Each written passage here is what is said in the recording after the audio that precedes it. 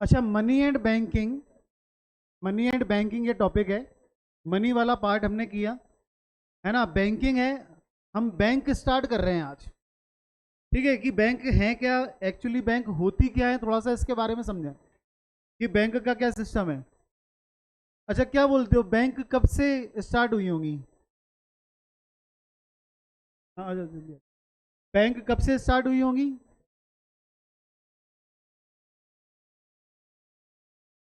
Banking system कितना पुराना है? बहुत पुराना है। 50 साल? 50 साल पुराना, 60 साल, 80, 100? और कर लें? अच्छा, जरा फोकस, सुनो बातें नहीं,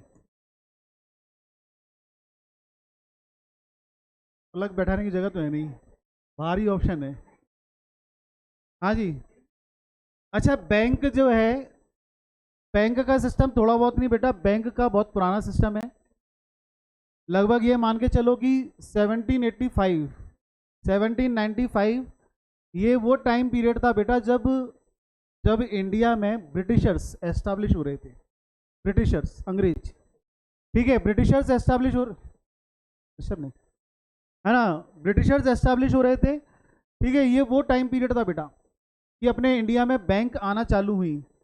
अगर हम एक सिंपल सी बात बोलें तो बैंक का क्या सिस्टम रहा? बैंक ये सिस्टम है कि भाई, हम वही बोलते हैं ना कि अंग्रेज लूट के ले गए। ठीक है, पहले लूट के रखा भी तो होगा। कहाँ रखेंगे? लूट के पहले बैंकों में रखा, फिर बैंक में रख के फिर ले गए आराम से। पहले इकट्ठा भी तो करेंगे कि 5 रुपए लगे हाथ और भिजवा दिए सीधे, ऐसा थोड़ी है। अच्छा, बैंकिंग सिस्टम डेवलप किया ब्रिटिशर्स ने। ब्रिटिशर्स ने बैंकिंग सिस्टम डेवलप किया। अच्छा, मतलब अगर मैं अगर मैं बोलूं कि SBI, state bank of India, state bank of India पहले ब्रिटिशर्स, ये किसने एस्टाब्लिश करी है? ये ब्रिटिशर्स ने एस्टाब्लिश करी है, लगभग 1805। आप जरा टाइम देखो, 1805, लगभग कम से कम कितने, 250 साल हो गए बेटा। ठीक है, मतलब तब से बैंकिंग सिस्टम एस्टाब्लिश होना चालू हुआ। पहले इंपीरियल बैंक हुआ करती थी SBI, state bank of India imperial bank हुआ करती थी। तो बेटा बैंक का इतिहास अभी 50-100 साल पुराना नहीं है। सबसे पहली चीज, बैंक हमारे इंडिया में लगभग ये मान के चलो कि 1800 के आसपास ही आना चालू हुई थी। ऑन एन एवरेज आइडिया लेके चलो कि 1800 के आसपास बैंक इंडिया में आना चालू हुई थी, इतना पुराना हो रहा। ठीक है, फिर इसके बाद क्या हुआ? इसके बाद ये मान के चलो कि 1935, ये ईयर इसलिए इंपॉर्टेंट हो जाता है, 1935। अच्छा, 1935 में ऐसे बहुत सारे काम हुए। इस वक्त देश आज़ाद हो गया था क्या? इस वक्त देश आज़ाद नहीं हुआ था बेटा 1935 में। ठीक है, लेकिन ऐसे बहुत सारे काम हुए कि जिससे हमें मालूम पड़ गया था कि देश आज़ाद होने वाला है।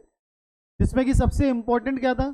सबसे इंपॉर्टेंट ये था कि 1935 में RBI, reserve bank of India, RBI का फॉर्मेशन हुआ। नाम क्या है? Reserve bank of India, India की बैंक थी। अच्छा, इसके पीछे भी कहानी है कि जैसे मैं आपको बता रहा हूँ कि 1806, 1806 से बेटा लगभग ये मान के चलो, एसबीआई, एसबीआई पर नाम पुराना था इसका, इंपीरियल बैंक हुआ करता था इसका नाम, है ना, इंपीरियल बैंक। तो लगभग बेटा इतने पुराने टाइम पीरियड से लगभग ये बैंक एसबीआई काम कर रही थी, और थोड़ी बहुत बड़ी बैंक नहीं थी बेटा, बहुत बड़ी बैंक हो चुकी थी ये।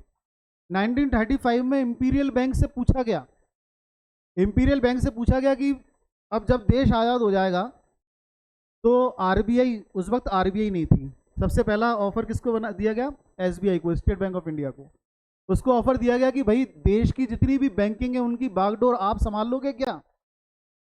एसबीआई से पूछा गया। और जैसे कि एसबीआई में हमेशा होता है, लंच के बाद आना, है ना। तो वही वही वही बात, मतलब कुल मिला के एसबीआई ने यही कहा बिजी है कि हम नहीं कर पाएंगे, है ना। तो अल्टीमेटली क्या हुआ? फिर आरबीआई का फॉर्मेशन हुआ। अगर एसबीआई एक्सेप्ट कर लेती ना ये काम, तो फिर आरबीआई बनाने की जरूरत महसूस नहीं होती। ठीक है, लेकिन वही एसबीआई ने एक्सेप्ट नहीं किया, तो फिर रिजर्व बैंक ऑफ इंडिया का फॉर्मेशन किया गया कब? 1935 में। ठीक है। अच्छा, आरबीआई का मतलब क्या था? आरबीआई का मोटिव क्या था? आरबीआई का मोटिव था कि भाई देखो, देश आज़ाद होगा, पैसों की जरूरत पड़ेगी। इससे पहले तो अंग्रेजों के रुपए चल रहे होंगे ना, हमारे यहाँ अपना रुपी करेंसी भी तो आनी आनी थी। अपने नोट अलग है ना, गांधी जी प्रिंट है उस पर, है ना। तो ये सिस्टम कौन लेके आएगा? समझ के बात को, इसके लिए भी तो आरबीआई की जरूरत थी। और हमने मनी चैप्टर में पढ़ा भी था कि जितनी भी करेंसी है वो हैं नोट हैं, जितनी भी पेपर करेंसी है वो कौन इशू करता है? वो आरबीआई इशू करती है। 1 रुपए के नोट को छोड़ के 1 रुपए का नोट सेंट्रल गवर्नमेंट इशू करती है। बाकी जितने भी नोट हैं पेपर करेंसी है वो कौन इशू करता है, वो कौन प्रिंट करती है? RBI, reserve bank of India. कोई समस्या? हाँ जी, तो आरबीआई की जरूरत महसूस हुई कि देश आज़ाद हो जाएगा तो देश चलेगा कैसे? पैसों से। और पैसे कौन प्रिंट करेगा? पैसे कौन प्रिंट करेगा? आरबीआई प्रिंट करेगी। तो 1935 में फिर आरबीआई का फॉर्मेशन हुआ। क्लियर है? चलिए, अच्छा, फिर आता है 1949। देश आजाद तो ही गया था बेटा 1947 में। 1949 में बैंकिंग रेगुलेशन एक्ट आया। आरबीआई तो आ चुकी थी, रिजर्व बैंक ऑफ इंडिया अपने देश में, मतलब वो तो ऑलरेडी था, वो कोई इशू नहीं है। लेकिन बैंक कैसे काम करेंगी, इसके लिए जो कानून बना वो बेटा 1949 में आया, 1949 में। और धीरे धीरे क्या हुआ, धीरे धीरे जितने भी बैंकें थीं वो सारी बैंकें धीरे धीरे नेशनलाइज करना चालू कर दी। 1956 के आसपास कई सारी बैंकें जो थी वो मतलब उनके जैसे state bank of India, imperial bank से नाम एसबीआई का हुआ 1956 के आसपास। 1956 के आसपास कई सारी बैंकें पिक्चर में आना चालू हुई। ठीक है, अच्छा, फिर 1965 में पाकिस्तान से वॉर हुआ, पाकिस्तान वॉर। और जैसे कि इतिहास गवाह है ना, जीत तो पाया नहीं कभी पाकिस्तान, लेकिन फिर भी पाकिस्तान वॉर हुआ। और पाकिस्तान वॉर में बेटा अच्छा नुकसान हमें बहुत हुआ। अब तो खैर बहुत डेवलप्ड है अपन, लेकिन फिर भी क्या है कि उस वक्त 1965 में बेटा नुकसान बहुत हुआ। अच्छा, वो जो लॉस था वो लॉस इतना ज़्यादा था। अच्छा, कोई भी समस्या आती है ना, कोई भी प्रॉब्लम आती है, कोई भी प्रॉब्लम आती है तो बेटा देश में गवर्नमेंट की मदद कौन करता है? मदद करती है बैंक। अगर कोई भी किसी प्रकार की प्रॉब्लम आती है, जैसे कोविड है, कोविड के टाइम पे इकोनॉमी देश में मतलब काफ़ी ज़्यादा स्थिति खराब हुई, तो फिर मोदी जी ने 2 लाख करोड़ रुपए लिए थे। किससे लिए? आरबीआई से लिए, बैंक से लिए, है ना। कोविड में पैसों की जरूरत जब सरकार को पड़ी तो किससे लिए गए वो पैसे? आरबीआई से। अच्छा, जब इस वक्त पैसों की जरूरत पड़ी ना बेटा वॉर के टाइम पे, उस वक्त हमारा बैंकिंग सिस्टम इतना डेवलप नहीं था, इसलिए और ज़्यादा हालत ख़राब हो गई। बात समझ रहे हो? 1965 में मतलब हमारी बैंकें इतनी तरीके से डेवलप नहीं थी।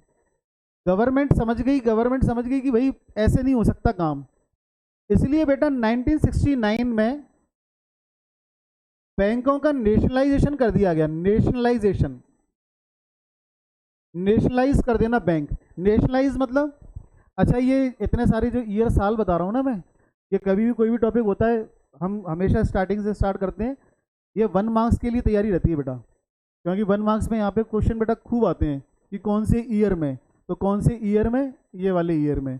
और एक थोड़ी क्लैरिटी भी आती है कि भाई कॉन्सेप्ट क्या किस तरीके से आगे बढ़ रहा है या क्या जो भी है, क्लैरिटी भी आती है। तो मैं ये तो नहीं कह रहा कि बिल्कुल एग्जैक्ट याद करने ये सारी चीज़ें, पर दिमाग में सेट करो, धीरे धीरे 2-4 बार पढ़ोगे तो अपने आप ये दिमाग में सेट होना चालू हो जाएंगे, ये ईयर कौन से क्या ईयर है। क्लियर हो रहा है? हाँ जी, तो बेटा 1969 में बैंक अच्छा, हर चीज़ के पीछे कारण है, रटने की आवश्यकता नहीं है। मैं अगर आपको बता रहा हूँ 1969 में बैंक नेशनलाइज हुई हैं। नेशनलाइज हुई मतलब राष्ट्र को समर्पित, नेशनलाइज राष्ट्रीयकरण, बैंकों का मतलब राष्ट्रीयकरण कर देना, बैंकों को डेडिकेट कर देना। किसको? देश को। बैंक किसके लिए है? देश के लिए तो है। देश अलग हो जाएंगे क्या बेटा? इस वक्त पैसे मांगे थे गवर्नमेंट ने बैंकों से, और बैंक ने बोल दिया था हमारे पास नहीं है पैसे। आप बात समझना कि इससे ज़्यादा कब पैसों की जरूरत पड़ सकती थी। अच्छा, इससे पहले जो बैंकें थी वो प्राइवेट सेक्टर के पास थी, प्राइवेट सेक्टर के पास। प्राइवेट सेक्टर पैसा देगा क्या?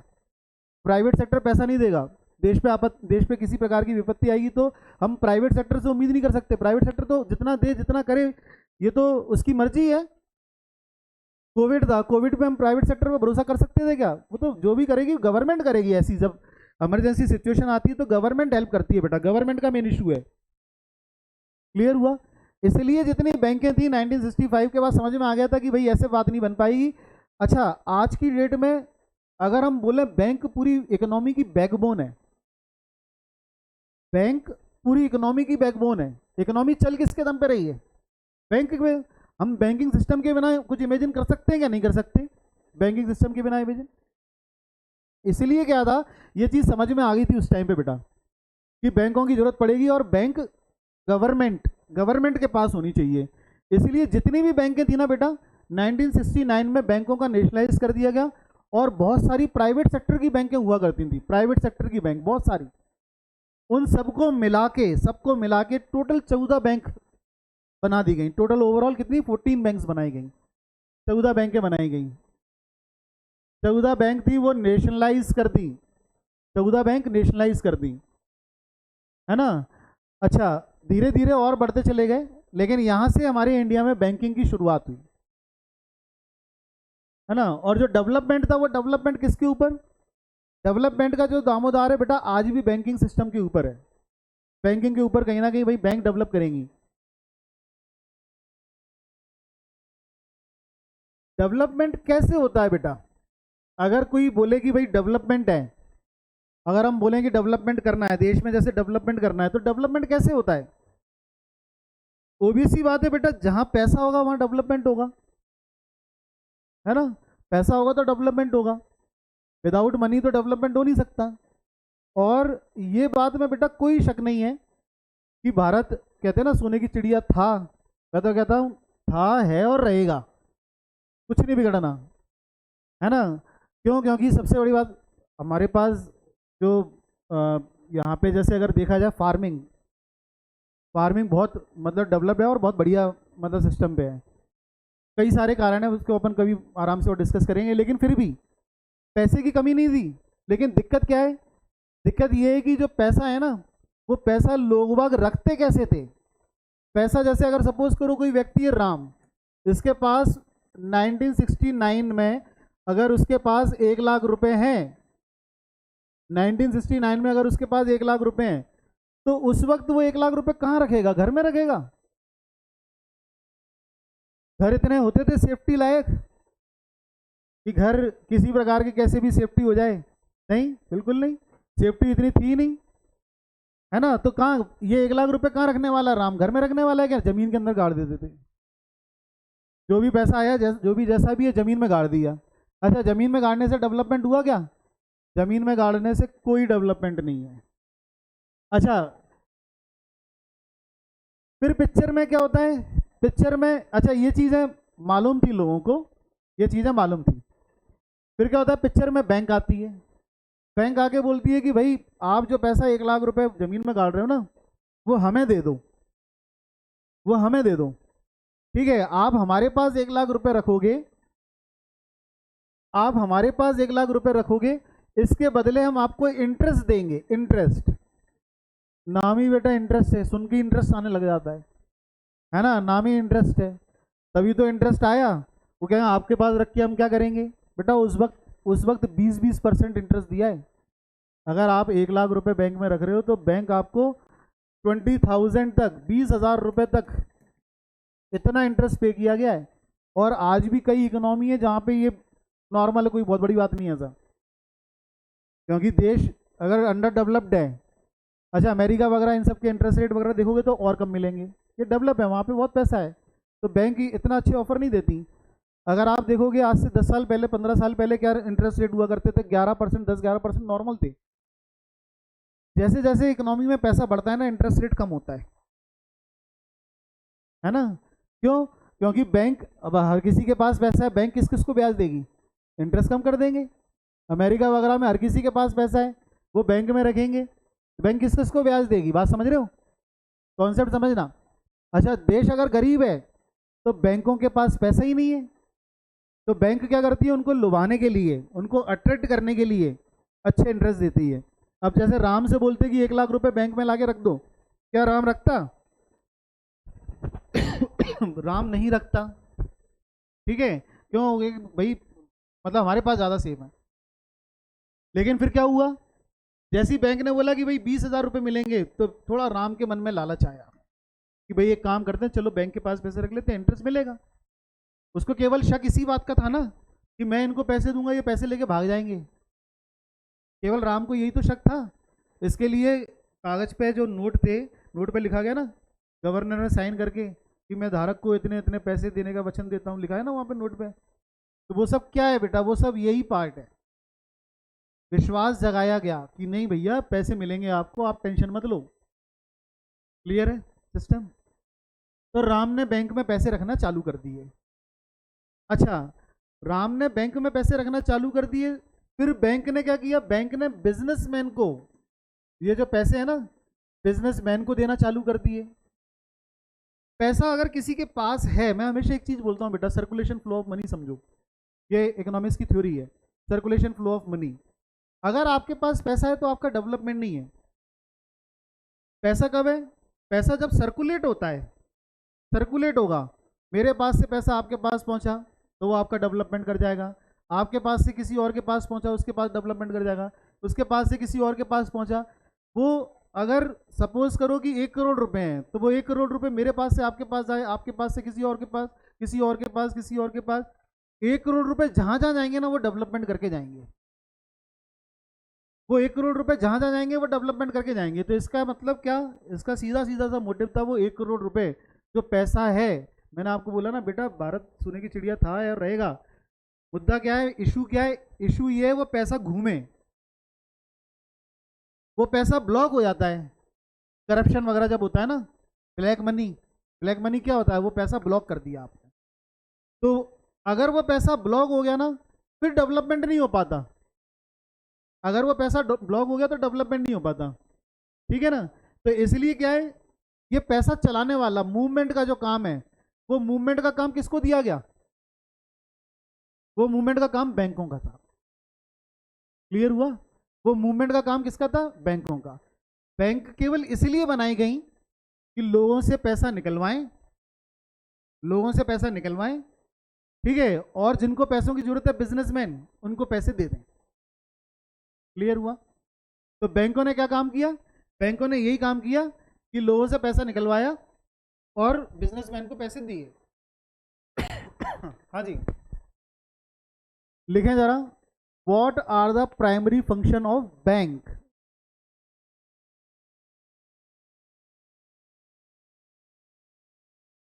What are the primary function of bank?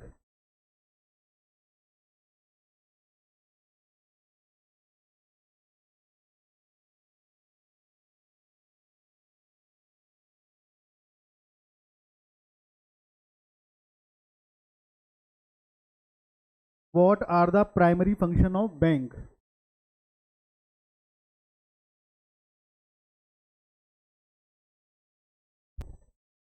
पहला पॉइंट,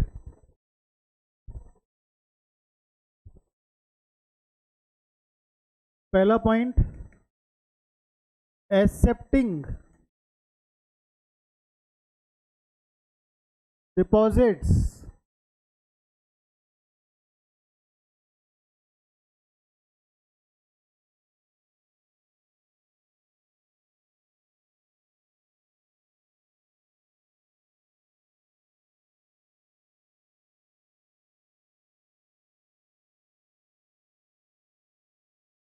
अब ये तो बेटा अपने सोच, अपने समझने की बात है कि अपन बोल रहे हैं कि इसका काम क्या था, पैसे निकलवाना। तो क्या लिख देते, फंक्शन ऑफ बैंक में ही लिख देते पैसे निकलवाना, लोगों की जेब से पैसे निकलवाना। बैंकों का क्या काम है? तो पहला पॉइंट लिखते हैं अपन, लोगों की जेब से पैसे निकलवाना। सुनने में अच्छा लगता है क्या है? मतलब बैंक का, बैंक की वैल्यू होनी चाहिए ना। सुनने में अच्छा लगता है कि लोगों की जेब से पैसे निकलवाने का काम किया जाता है। ठीक है, इसलिए शब्दों को देखो कैसे, वर्ड्स कैसे, शब्दों को किस तरीके से, कि कोई पैसे आके हमारे पास रखना चाहता है तो हम उसको एक्सेप्ट कर लेते हैं। एक्सेप्टिंग डिपॉजिट्स, डिपॉजिट्स जो आते हैं हम उनको एक्सेप्ट करते हैं, एक्सेप्टिंग डिपॉजिट्स। सेकेंड पॉइंट है ग्रांटिंग लोन, लोन देना। सेकेंड पॉइंट है ग्रांटिंग लोन। तो पहला पॉइंट क्या हो गया, डिपॉजिट एक्सेप्ट करना। सेकेंड पॉइंट हो गया ग्रांटिंग लोन, लोन ग्रांट करना। अच्छा, कई बार इस तरीके से होगा बेटा, कई बार इस तरीके से होगा कि मतलब अपन मतलब समझने की बात अलग है कि भाई इस तरीके से समझ रहे हैं, पर जो लैंग्वेज है वो लैंग्वेज वही दिखा जाएगी। क्योंकि जैसे आरबीआई है, अभी आरबीआई के लिए हम लोग दो तीन लैंग्वेज देखेंगे, तो वहाँ पे लैंग्वेज वो इसी तरीके से आरबीआई की थोड़ी बेइज्जती कर सकते हैं, है ना। तो वो लैंग्वेज इस तरीके की हो जाएगी, हाँ ठीक है, लगेगा कि आपको वहाँ की है, लेकिन काम क्या रहा है, काम यही है, पैसे निकलवाना और पैसे देना, एसेट एंड डिपॉजिट और ग्रांटिंग लोन। कोई समस्या बेटा? ये बैंकों का काम रहा। अच्छा, बैंकिंग सिस्टम डेवलप हुआ धीरे धीरे। कैसे डेवलप हुआ? अब जरा फोकस रहिएगा, है ना। बैंकिंग सिस्टम डेवलप हुआ, और जिन बैंकों का ये काम था एक्सेप्टिंग डिपॉजिट और ग्रांटिंग लोन, इनको बोला गया कमर्शियल बैंक। क्योंकि ये क्या करती हैं, ये एक प्रकार से कॉमर्स मतलब व्यापार कर रही हैं, लोगों से पैसे लेना, ठीक है, और बिजनेसमैन को देना। अब जैसे अगर ये राम से कह रहे हैं कि भाई हम तुम्हें इंटरेस्ट देंगे, और कितना इंटरेस्ट देंगे, 20%, तो ये बैंक क्या करती है, किसी बिजनेसमैन को लोन देंगे, और लोन पे वहां पे पता पड़ा 25% इंटरेस्ट ले लेंगे। 25% इधर से लिया, 25% इधर से लिया, 20% इधर दे दिया, बीच में 5% जो है वो 5% अपने पास रख लिया, है ना। तो बैंक ये क्या कर रही है, ये बिजनेस कर रही हैं, व्यापार कर रही हैं, इसलिए इनको कमर्शियल बैंक बोला गया। कोई समस्या? ठीक है, कमर्शियल बैंक वो बैंक है जो पैसे एक्सेप्ट करती है ना, एक्सेप्ट डिपॉजिट और ग्रांटिंग लोन। कोई समस्या? Commercial bank. अच्छा, आप कमर्शियल बैंक में पैसे जमा करवा रहे हो, आरबीआई में जमा हो जाते हैं क्या? किसी का खाता है क्या आरबीआई में? कोई हो तो बताओ भाई, किसी का आरबीआई में खाता है क्या कोई? अच्छा, चलो आप लोगों का कहाँ से होगा, आपको कोई मिला आज तक जिसका आरबीआई में खाता है? नहीं, वो तो मोदी जी ने खुलवाया था है ना। लेकिन लेकिन कोई मिला? कुल मिला के अच्छा, तभी बोला गया है कि आरबीआई जो है ना, इनके लिए, कमर्शियल बैंकों के लिए क्या, एसेट इन डिपॉजिट और ग्रांटिंग लोन, एसेट इन डिपॉजिट ग्रांटिंग लोन। क्योंकि आरबीआई ये काम नहीं करती, आरबीआई ये काम नहीं करती। चलिए, बैंकिंग सिस्टम डेवलप हुआ,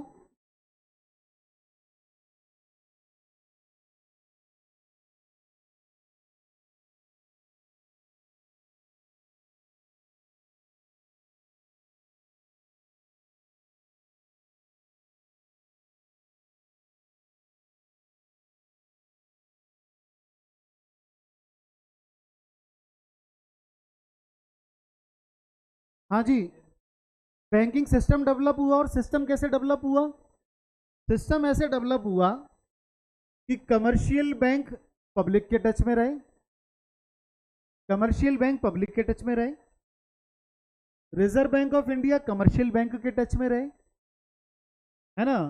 और कमर्शियल बैंक को ऑपरेट करने का काम किसको दिया गया? अब जरा 15 मिनट फोकस रहिए, कॉन्सेप्ट स्टार्ट है, 100% फोकस यहाँ। अच्छा, RBI reserve bank of India, RBI जो है reserve bank of India, commercial bank को ऑपरेट करता है बेटा। कमर्शियल बैंक के ऊपर हेड जो है वो आरबीआई को बना दिया। कमर्शियल बैंक के जो भी काम है, जो भी जैसे भी हैं, मतलब रूल्स और रेगुलेशन क्या बनाने हैं क्या नहीं बनाने हैं, ये काम किसको सौंपा गया? ये काम सौंपा गया बेटा आरबीआई को, रिजर्व बैंक ऑफ इंडिया को। अच्छा, अब जरा समझिएगा बेटा, कमर्शियल बैंक क्या है, बिजनेस कर रहा है, कमर्शियल बैंक बिजनेस करता है, ये पब्लिक के डायरेक्ट टच में है। कमर्शियल बैंक, जैसे सपोज कीजिए कि हमने राम से पैसे ले लिए, और राम ने देखा कि यार 20,000 रुपये इंटरेस्ट दे दिया, तो ऐसे करके क्या हुआ, राम ने श्याम को बताया, श्याम ने भी पैसे जमा कर दिए, श्याम ने मोहन को बताया, उसने भी बहुत सारे पैसे जमा कर दिए। तो बेटा कमर्शियल बैंक के पास बहुत सारे पैसे आने लगे। अब तो बिना बैंक के हम इमेजिन ही नहीं कर सकते, जो भी पैसा है सब बैंक में जमा कर रहे हैं, बात समझ रहे हो। कमर्शियल बैंक के पास बेटा बहुत सारे पैसे आने लगे। अब कमर्शियल बैंक लोन देंगे तो किसको लोन देंगे, बात समझना। आप बोलेंगे सर बिजनेसमैन को लोन देंगे, तो बिजनेसमैन तो इंडिया में है ही नहीं इतने। अब ये समस्या आ गई बेटा कि कमर्शियल बैंक के पास इतना पैसा आ गया है और वो हर व्यक्ति को फ़ोन कर करके बोल रहे हैं कि भाई लोन लोन की आपको मतलब आपको लोन का ऑफर आ रहा है, कार ले लो, घर ले लो। बात समझ रहे हो?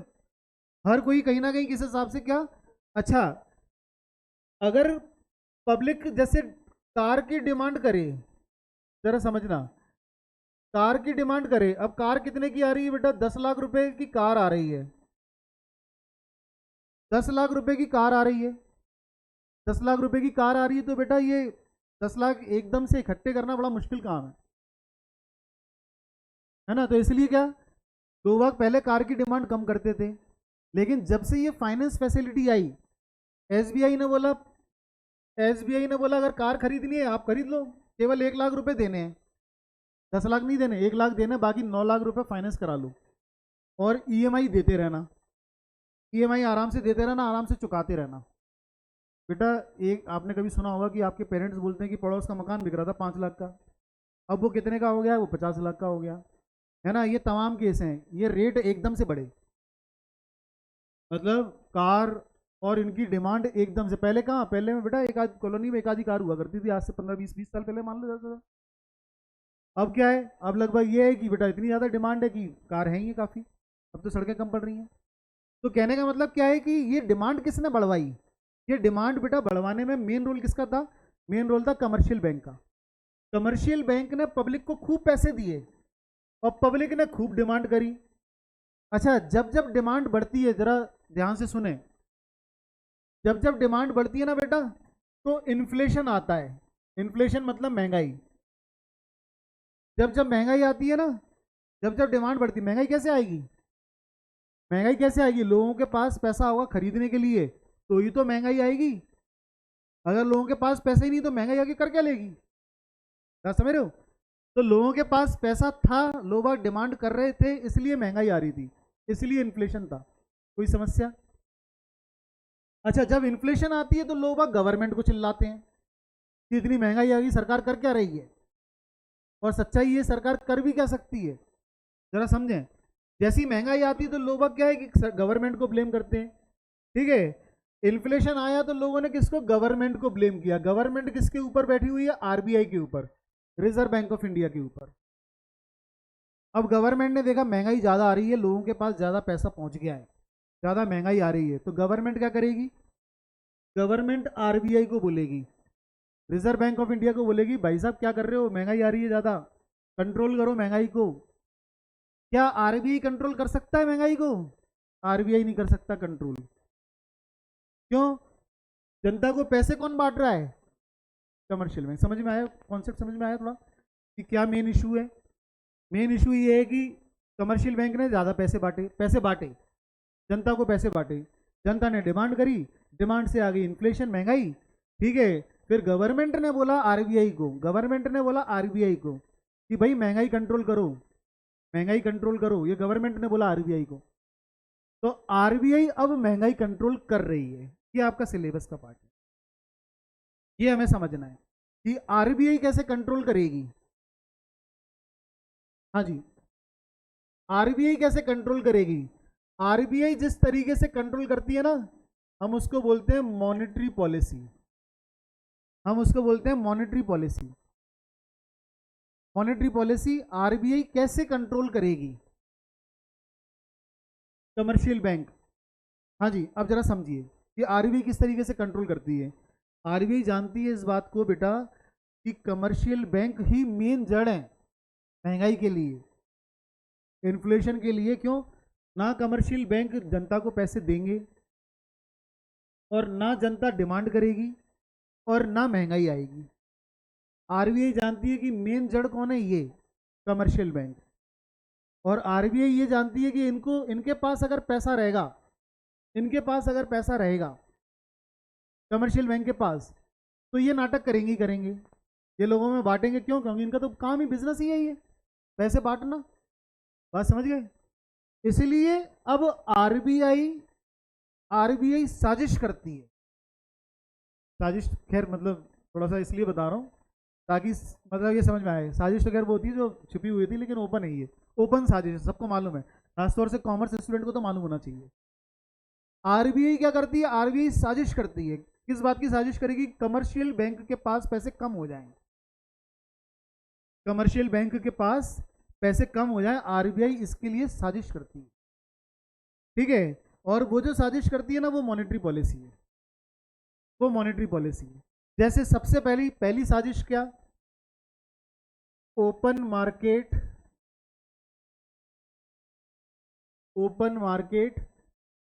ऑपरेशन। सबसे पहली साजिश ये ओपन मार्केट ऑपरेशन। इसमें क्या होता है? आरबीआई अपने शेयर्स बेचती है, reserve bank of India RBI अपने शेयर्स बेचती है। अच्छा, जैसे ही आरबीआई के शेयर्स बिकते हैं ना, बिकना चालू होते हैं, तो कौन खरीदेगा? आप लोग खरीदोगे क्या आरबीआई के shares? Reserve bank of India के शेयर्स आरबीआई अपने शेयर्स बेचेगी तो कौन खरीदेगा? खरीदेगा। हाँ, अच्छा बात समझना, हमें खरीदने से कोई फायदा तो होना नहीं है।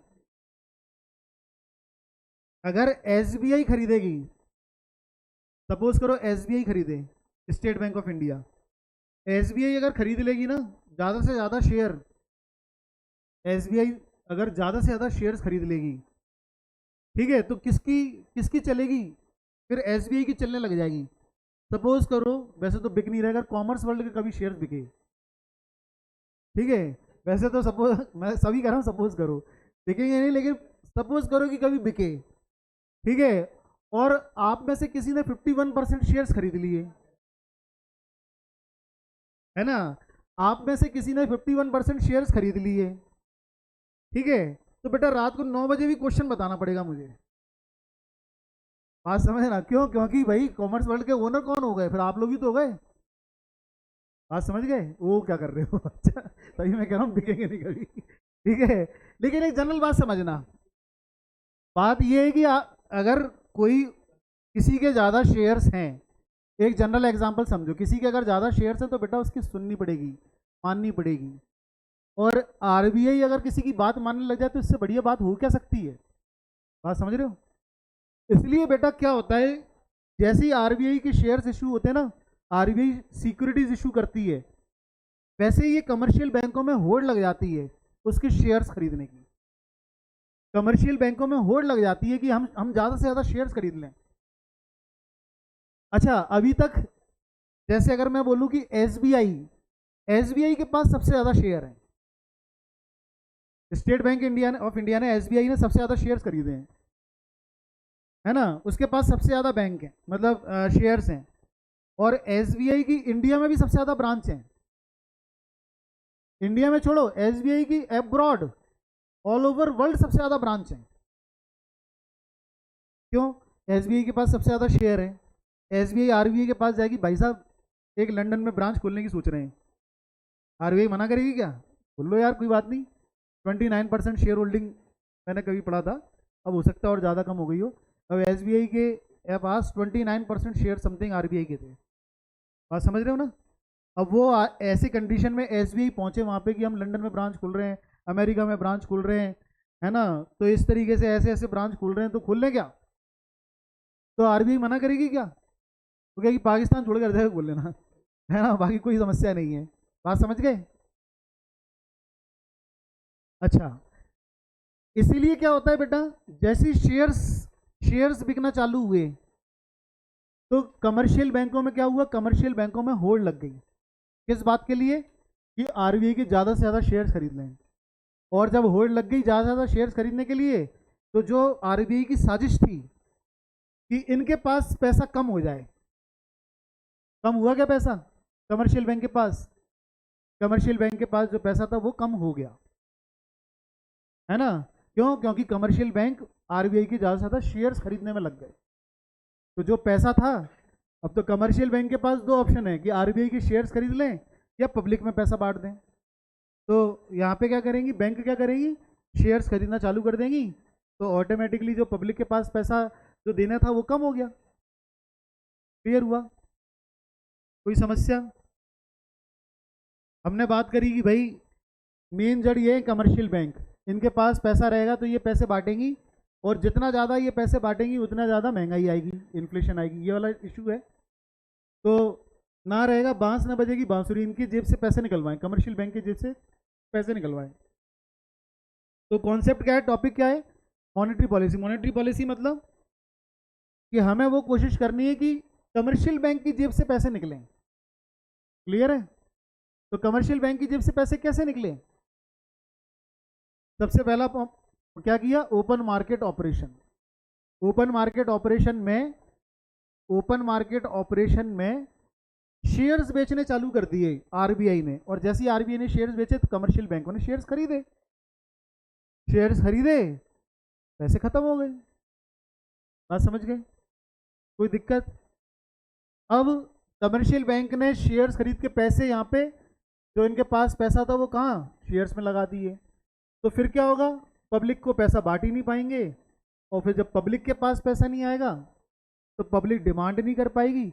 आपने कई बार सुना होगा कि वो कहते हैं ना, लोन लेना मुश्किल हो गया है, लोन लेना अब आसान हो गया है। कई बार इस प्रकार की बातें होती हैं कि अब लोन लेना आसान हो जाएगा। वो क्यों आसान हो जाएगा? इनके पास पैसा खूब है तो ये खूब पैसे बांटेंगे तो लोन लेना आसान हो गया।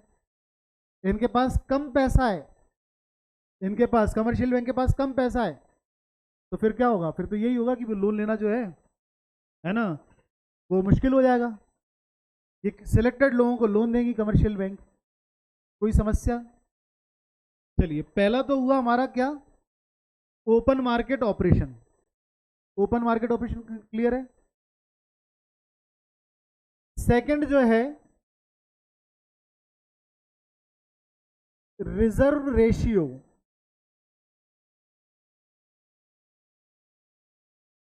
रिजर्व रेशियो, अच्छा क्या होता है बेटा, कुछ पैसा जो है, रेशियोज वगैरह, रिजर्व रेशियो, तमाम रेशियोज हैं बेटा, तमाम तरीके के रेशियोज हैं। तो जो पैसा, कुछ अमाउंट ऑफ फंड है, ये कमर्शियल बैंकों को आरबीआई के पास रखना पड़ता है। कमर्शियल बैंकों को आरबीआई के पास पैसा रखना पड़ता है। अच्छा कैसे? एक एग्जांपल देता हूं बेटा। क्या हुआ, नए नए एटीएम खुलना चालू हुए अपने इंडिया में, समझते चलना, नए नए एटीएम खुलना चालू हुए अपने इंडिया में। और जैसे कि अपनी भोली वाली जनता है इंडिया में, बाई चांस अगर एटीएम में से पैसे खत्म हो गए, दिल्ली में ये किस्सा हो चुका है, एक एटीएम से पैसे खत्म हुए और किसी ने अफवाह उड़ा दी कि अरे वो बैंक के पास पैसे खत्म हो गए। उन्हें ये पता ही नहीं था उस टाइम पे कि भाई पैसे लाके पहले वो एटीएम में भरेंगे तभी तो निकलेंगे। भोली वाली जनता अपनी, है ना, तो उन्हें मालूम ही नहीं था। अच्छा, किसी ने अफवाह उड़ा दी, आईसीआईसी बैंक की घटना है। हम लोग उस टाइम पे कोचिंग वोचिंग तमाम दुनिया भर के, तो रात को मैं बताता ना 9 बजे तक क्लासेस ही चलती थी। तो 9 बजे क्लास खत्म हुई, लौट रहे थे 10 साढ़े 10 बजे, मतलब देखा लाइन लग रही है आईसीआईसी बैंक की एटीएम के सामने, अच्छी खासी लंबी लाइन। तो ये क्या चक्कर है, ये क्या चक्कर है? तो उस टाइम पे मतलब किसी ने बताया कि ऐसा सुनने में आ रहा है कि इसके पास पैसे, आईसीआईसी बैंक के पास पैसे खत्म हो गए। अच्छा ऐसा भी होता है क्या कि आईसीआईसी बैंक के पास पैसे खत्म हो गए? और हुआ क्या, किसी ने अफवाह उड़ा दी तो सब लोग एटीएम से पैसे निकालना दनादन चालू, और दनादन एटीएम खाली होना चालू। और जैसे एटीएम खत्म हो जाए तो ये और ज़्यादा बात हो जाए, हाँ यार देखो वो भी एटीएम खाली हो गया, ये भी एटीएम खाली, इनके पास पैसे खत्म हो गए। सच्चाई ये थी बेटा कि आईसीआईसी बैंक बेटा उस टाइम पे इंसॉल्वेंट हो जाती, जिस हिसाब से लोग पैसे निकाल रहे थे ना। अच्छा क्या होता है, बात समझना, अपन ने यही तो कॉन्सेप्ट पढ़ा कि बैंकें क्या करती हैं, राम से 1 लाख रुपए लिए और यहाँ पे अंबानी को 1 लाख रुपए दे दिए, बिजनेसमैन को 1 लाख रुपए दे दिए। तो राम जब 1 लाख रुपए अपने लेने पहुंचेगा तो इनके पास है क्या? जब राम 1 लाख रुपए लेने पहुंचा तो बैंक के पास 1 लाख रुपए हैं क्या? बैंक के पास तो है ही नहीं, उसने आगे बिजनेसमैन को दे दिए। सच्चाई यही कि बैंक के पास तो पैसे रहते नहीं है, थोड़े बहुत रख लेते हैं कि कोई आएगा तो उसका वो करते चलेंगे। इस चैप्टर में समझेंगे हम, इस चैप्टर में बैंकों के बारे में ही समझना है हमें। तो थोड़े बहुत रख लेते हैं कि कोई आएगा तो भाई चलो उसको पैसे दे देंगे। मैंने आपको ये भी बताया था, पैसे अगर थोड़े बहुत कम पड़ जाए तो पड़ोस की बैंक से भी मंगवा लेते हैं, है ना। तो ये सब तो चलता रहता है, लेकिन इतनी ज़्यादा क्वांटिटी में पैसे लेने आ जाएंगे तो फिर तो ये मान के चलो कि इंसॉल्वेंट हो जाना है। तो बेटा ये स्थिति बन गई, ठीक है, कि 2 दिन, 1 दिन, 2 दिन, 2 दिन के अंदर सब पैसे निकाले जा रहे हैं, पैसे निकाले जा रहे हैं। आईसीआईसी बैंक बेचारी क्या करे, कैसे करे पैसे, जो भी जैसे भी है। आरबीआई को आगे आना पड़ा, आरबीआई को बोलना पड़ा कि भाई साहब कोई घबराने वाली बात नहीं, जिस जिसको पैसे चाहिए आईसीआईसी बैंक के आगे लाइन मत लगाओ, हमारे सामने आ जाओ, हम पैसे दे रहे हैं उसको, लाइन में लग के। बात समझना, आरबीआई को बोलना पड़ा कि कोई घबराने वाली बात नहीं है, जिस जिसका पैसा हम देंगे। और सबको मालूम है नोट छापने की मशीन किसके पास है। ऐसा हो सकता है कि आरबीआई पैसे ना दे पाए, है ना। ऐसा हो सकता है क्या कि आरबीआई पैसे ना दे पाए। इसीलिए बेटा आप समझो, अच्छा बुरा वक्त आया आईसीआईसी बैंक का तो किसने बचाया, रिजर्व बैंक ने बचाया। तो आरबीआई बोलती है कि भाई बुरा वक्त आता है तो कौन बचाएगा, हम ही तो बचाएंगे। तो सारा पैसा खर्च मत कर दिया करो, कुछ पैसा हमारे पास भी लाके जमा कर दिया करो, आरबीआई ये बोलती है ना। तो आरबीआई जो है, सपोज करो कि कमर्शियल बैंक है, इन्होंने अगर 1,000 रुपये कमाए, कमर्शियल बैंकों ने अगर 1,000 रुपये कमाए ना, तो बेटा 1,000 रुपये में से आरबीआई के पास कुछ पैसे जो है ना, आरबीआई के पास डिपॉजिट कर दिए जाएंगे, कुछ पैसे आरबीआई के पास रखवा देंगे सेफ्टी के लिए, सिक्योरिटी के लिए। आप लोग भी कभी बड़े हो जाओ तो कुछ मतलब जो पैसे होते हैं ना, वो पेरेंट्स के पास जमा करा दिए, बुरा वक्त आएगा तो कौन हेल्प करने वाला, वही हेल्प करने वाले, है ना। तो ठीक उसी हिसाब से क्या है, आरबीआई के पास पैसे जमा करा रही कमर्शियल बैंक में, कि कोई भी किसी प्रकार का बुरा वक्त आया तो भाई यही बचा लेंगे। बात समझ में आई, क्लियर, कोई दिक्कत। अगर आपने 1,000 रुपये कमाए हैं तो उसमें से कुछ पैसा जो है उसके पास जो है आरबीआई के पास जमा करवा दें। सपोज कीजिए लगभग कितना, 5% या 4% के आसपास, 4 या 5% के आसपास बोला जाता है कि ये पैसा आरबीआई के पास जमा करा दो। अगर 1,000 की जगह वो कर लें 100 रुपये कर लेते, समझने में और आसानी होगी। 100 रुपीज़ है तो बेटा 5 रुपये आरबीआई के पास और लगभग 20 रुपये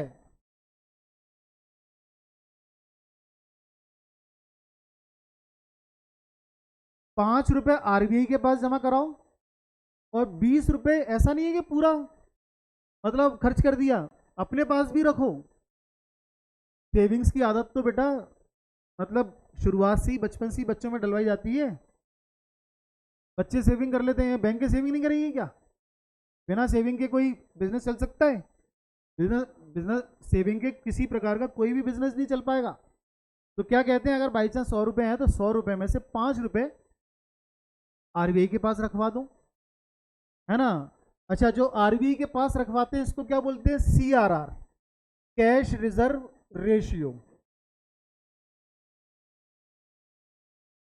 सीआरआर, कैश रिजर्व रेशियो।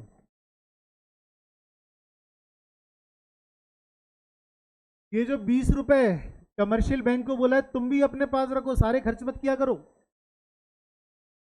इसको बोलते हैं SLR,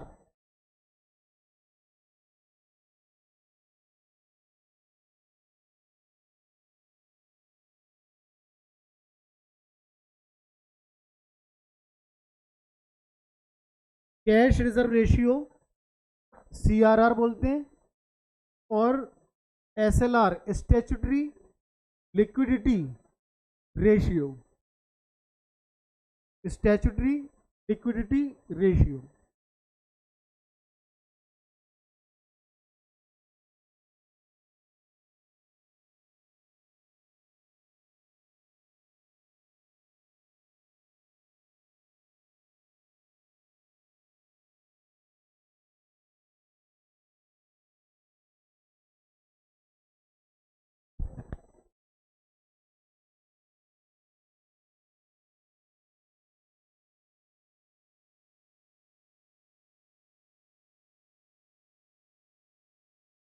cash reserve ratio and statutory liquidity ratio.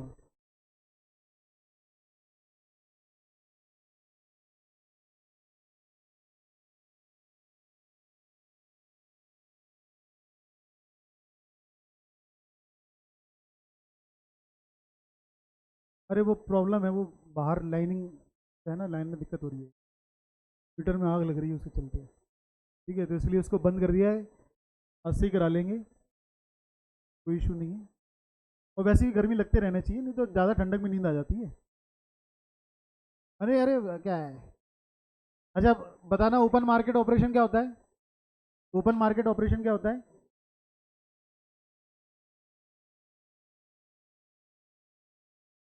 अगर नींद लग जाती तो मालूम नहीं होता है, कम से कम जग रहे तो मालूम तो है। हाँ, क्या होता है ओपन मार्केट ऑपरेशन? आरबीआई अपने शेयर्स बेचेगी, शेयर्स बेचेगी तो कमर्शियल बैंक शेयर्स खरीदेंगे, शेयर्स की जगह सिक्योरिटीज लिखेंगे। हालांकि वो अब जब थ्योरी आएगी तो मैं बता दूंगा, क्योंकि मतलब थोड़ा बहुत मॉडिफिकेशन इसमें है। क्योंकि क्या है बेटा, क्लास में कई बार कई सारी चीज़ें इस तरीके से बताई जाती हैं कि आपको याद हो। अब ये किस्से कहानियों में कोई चीज़ बताई गई है आपको, ठीक है, तो इसका मोटिव सिंपल ये है कि याद हो, बाकी थोड़ा घटना आगे पीछे हो सकती है ना, ऐसा कोई इशू नहीं है। अरे रिकॉर्ड ही हो रहा है, पूरा रिकॉर्ड हो रहा है, उसके बाद लगे हो फोटो खींचने हैं। हाँ जी, कोई समस्या, कोई दिक्कत नहीं? एक्साइटेड में तो अभी बाकी है, कॉन्सेप्ट बाकी है। अच्छा सुनो, रिकॉर्ड करके, अच्छा देखो, अब क्या होगा, जैसे 5 रुपए, फोकस फोकस, 5 रुपए जरा, 5 रुपए में आरबीआई के पास रखवाना है, और 20 रुपए कमर्शियल बैंक अपने पास रखेगी। 100 रुपए में से 25 रुपए, 25 रुपीज़ तो ये रख ही लिए। इसके बावजूद भी महंगाई बढ़ रही है, इसके बावजूद भी महंगाई बढ़ रही है। इसका मतलब 5 रुपए यहाँ रख दिए, 20 रुपए अपने पास रख दिए, इसके बावजूद भी, इसका मतलब इनके पास बहुत पैसा है, कमर्शियल बैंकों के पास, इसका मतलब इसके बावजूद भी बहुत पैसा है, तभी तो लोन दे रहे हैं, तभी तो महंगाई बढ़ रही है। बात समझ रहे हो? तो फिर क्या करेगी आरबीआई, क्या करेगी, ये 5 रुपए की जगह इंक्रीज कर देगी। ये काम करो, हमारे पास अब 5 रुपए नहीं, 8 रुपए जमा करा देना।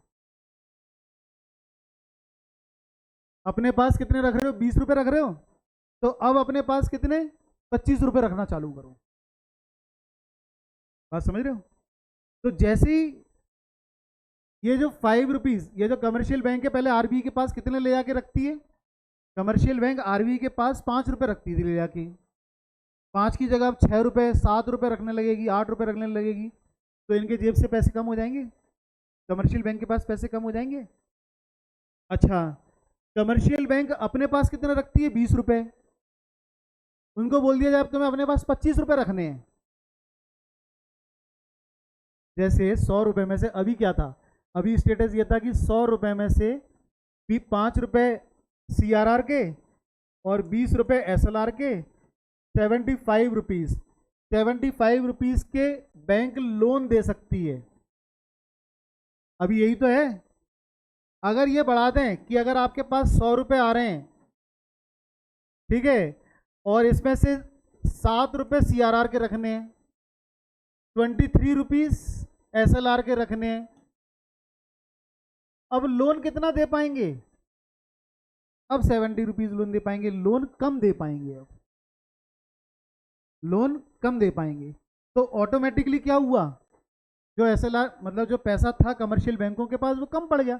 कोशिश किस बात की जा रही है? कोशिश इसी बात की जा रही है, कोशिश इसी बात की जा रही है कि इनके पास पैसा कम हो, कमर्शियल बैंक के पास पैसा कम हो, कोशिश इस बात की जा रही है। कोई समस्या? तो इनके पास पैसा कम हो, ठीक है। अच्छा इतना नहीं होता, इतना नहीं होता, जैसे 5 या 7 रुपए मैं आपको बता रहा हूँ ना, कि ये तो थोड़ा सा समझाने के लिए बताना पड़ रहा है, नहीं तो बेटा ये पॉइंटों में बढ़ता है सीआरआर एसएलआर। सीआरआर बढ़ेगा इसका मतलब क्या है? बताओ जरा, कौन बता रहा है सीआरआर बढ़ेगा इसका मतलब क्या है? सीआरआर बढ़ रहा है इसका मतलब इन्फ्लेशन कंट्रोल करना है। सीआरआर बढ़ेगा तो इन्फ्लेशन कंट्रोल करना है। तो इसका मतलब अगर सीआरआर इकोनॉमी में बढ़ रहा है, जैसे कोविड वगैरह, ये एक आध दो अभी सिनेरियो मतलब बढ़ा था, ये 5-6 साल नहीं बढ़ाया था बेटा, बहुत टाइम नहीं बढ़ा था, आरबीआई ने कुछ टाइम पहले और उसको वो किया है, रिवाइज हुए हैं।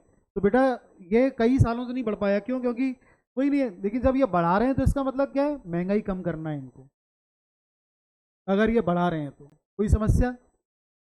तो सीआरआर बढ़ जाएगा, एसएलआर बढ़ जाएगा, तो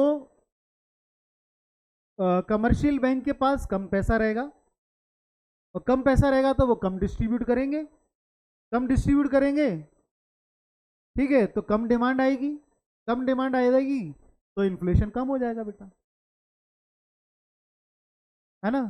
तो सीआरआर बढ़ जाए, एसएलआर बढ़ जाए, ये दोनों बढ़ जाते हैं तो क्या हो जाता है, बैंकों के पास पैसा कम हो जाता है, बैंकों के पास पैसा, ये लिखना है बेटा, पूरा लिखना है, लिखवाऊंगा, है ना। क्या लिखना है, सीआरआर बढ़ेगा तो क्या होगा, एसएलआर बढ़ेगा, तो सीआरआर एसएलआर बढ़ा तो कमर्शियल बैंक के जो फंड्स हैं वो शॉर्ट रह जाएंगे, कमर्शियल बैंक के पास पैसा कम रह जाएगा, shortage with funds, commercial banks के पास फंड्स कम हो जाएंगे, और जब कमर्शियल बैंक्स के पास फंड्स कम हो जाएंगे, ठीक है, तो फिर वो क्या करेंगे, लोन कम देंगे, लोन कम देंगे तो डिमांड कम हो जाएगी, डिमांड कम हो जाएगी तो इन्फ्लेशन कम हो जाएगा। ये पूरा चेन इफेक्ट लिखना है, ये तो 3 to 4 मार्क्स में क्वेश्चन बनेगा, हो सकता है 6 मार्क्स में, कई बार 6 मार्क्स में आया, 3 नंबर सीआरआर, 3 नंबर एसएलआर, करो एक्सप्लेन, है ना। तो सीआरआर एसएलआर केवल इतना लिख के छोड़ दोगे क्या, केवल इतना लिख के छोड़ देते हैं बच्चे, सीआरआर जो आरबीआई के पास पैसे जमा कराते हैं, 100 में से मतलब कम से कम 60-70 कॉपी में तो सीआरआर एसएलआर के आंसर ही नहीं होते, मालूम ही नहीं क्या है, समझ में नहीं आ रहा सर क्या है। पहले आपको टेक्निकली साउंड होना पड़ेगा, बैंकिंग सिस्टम समझना पड़ेगा। कायदे से देखा जाए तो आज हमने क्या किया है, बैंक एक्सेप्ट करती है, डिपॉजिट करती है पैसे, और उसके बाद open market operation, CRR SLR, एक क्लास लगी पूरी इसके लिए, है ना। तो सीआरआर एसएलआर जो है, तो ज़्यादातर बच्चे क्या देखते हुए तो कितना लिख देते हैं, सीआरआर एसएलआर, कि भाई वो आरबीआई के पास पैसे जमा करा दिए वो सीआरआर, खुद हमारे पास रखने हैं तो वो एसएलआर, है ना। ये इस तरीके से कर देते हैं, लेकिन लिखना क्या है, हमें क्या लिखना है, ये करना है कि सीआरआर, सीआरआर जो आरबीआई के पास पैसे जमा करा देते हैं वो सीआरआर, कैश रिजर्व रेशियो, ठीक है। सीआरआर बढ़ता है तो क्या होता है, फिर ये लिखना चालू करो, सीआरआर बढ़ेगा तो कमर्शियल बैंक्स के पास फंड शॉर्ट हो जाएगा, कमर्शियल बैंक के पास फंड शॉर्ट हो जाएगा तो वो लोन कम देंगे, लोन कम देंगे तो डिमांड कम होगी, और डिमांड कम हो जाएगी तो इन्फ्लेशन कम हो जाएगा। क्लियर हुआ। सोने से पहले 3 बार दोहराएं, सो के उठ के 3 बार दोहराएं, और आने से पहले 5 बार दोहराएं, क्योंकि पूछूंगा मैं कल, ठीक है। चलिए बाकी नेक्स्ट क्लास में और इसको कंटिन्यू करेंगे।